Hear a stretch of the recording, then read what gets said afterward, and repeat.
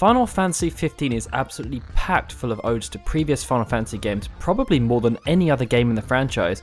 Some of these odes are front and centre, such as the appearance of Sid, who's also a mechanic and even acts as the grandfather to Cindy, who of course was called Sydney in the Japanese version.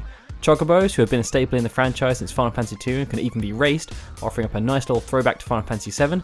Moogles of course appear after what seems like the most trivial public debacle when they appear in the smallest of small roles, a combat aid provided by Iris. And Biggs and his wonderful companion Wedge, who appear as part of Aranel Highwind's crew and are of course an ode to Biggs and Wedge from the original Star Wars. Then we have the slightly more subtle ones, such as Prompto's humming the classic victory theme and singing the Chocobo theme, through to Diamond Weapon and that crafty foe Ultros who appear in Kingslave. And of course the last chapter of the game is called World of Ruin. But then there's the ones that go a little bit deeper, that you really have to hunt around for, and even if you're paying attention, you might still not catch on. That's what we're going to be talking about today. My name is Daryl, and here are 5 things in Final Fantasy 15 that you probably didn't notice, starting with Ramu's Staff. This one has actually been floating around since the days of episode Dusky, which was scarily almost 2 years ago now, but it's still quite apparent that not many people have noticed the rather cool ode to Final Fantasy X that appears on Ramu's staff. Ramuh is of course a rather badass guy who has a strong affinity with lightning, and he's been a main staple in the Final Fantasy franchise since way back as far as Final Fantasy 3. However, for Final Fantasy X and X Part 2, it was decided that Ramuh would be replaced in spirit by Ixion, a unicorn who is obtained from Jose Temple and can channel the lightning element. And if you look closely, you can see that at the end of Ramuh's staff in Final Fantasy 15, there is a very strong resemblance to the head of Ixion, complete with lightning bolt horn. Also, as a fun fact here, Quetzalcoatl, who replaced Ramuh in Final Fantasy 8 as the Lightning Guardian Force, also appears in Final Fantasy 15 for only its second main series appearance. It can be fought twice throughout the game, once as part of the main story, and once as a hunt. Next up we have fishing rods and fishing reels. Fishing is of course one of Noctis' favourite pastimes, and there are quite a few different pieces of equipment you can pick up to help you catch the biggest fish out there. But did you know that quite a few of these reference previous Final Fantasy games, and not always in obvious ways? When looking at rods, we have Mindbreaker, which is a two-handed weapon used by Conjurers in Final Fantasy XIV, Hellblaster, an enemy technique in Final Fantasy XII used by Odes and its rare hunt relative Grimalkin, Butterfly Edge, of course, a sword used by Cloud Strife that can be purchased from Cosmo Canyon, and also a weapon that is used by Rem in Type 0. Then we've got the reels. Here we have the Accubans, an enemy from Final Fantasy XIV that's found on the Bloodshore, Fomalhaut, the ultimate gun in Final Fantasy XII, also the Marksman's Aeonic legendary weapon in Final Fantasy XI, and one of Saz's weapons in Final Fantasy XIII.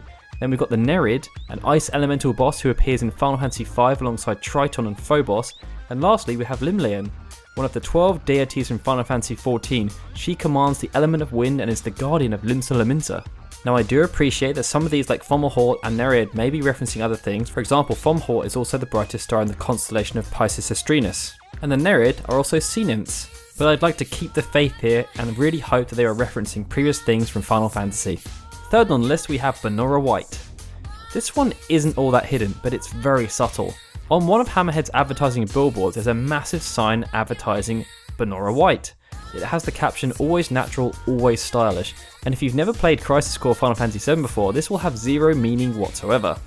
You see, in Crisis Core, the Vanora White, which is also known as the Dumb Apple, grows on trees which bear fruit at random times of the year, and the best tree for this was found in ground that belonged to Genesis' father. Pretty meaningless in relation to Final Fantasy XV until you remember that Hajime Tabata is also the director of Crisis Core. Fourth, we have the breaking of the third wall for the Kingdom Hearts franchise. Now, throughout the game there are plenty of lines of dialogue from the gang that reference popular culture.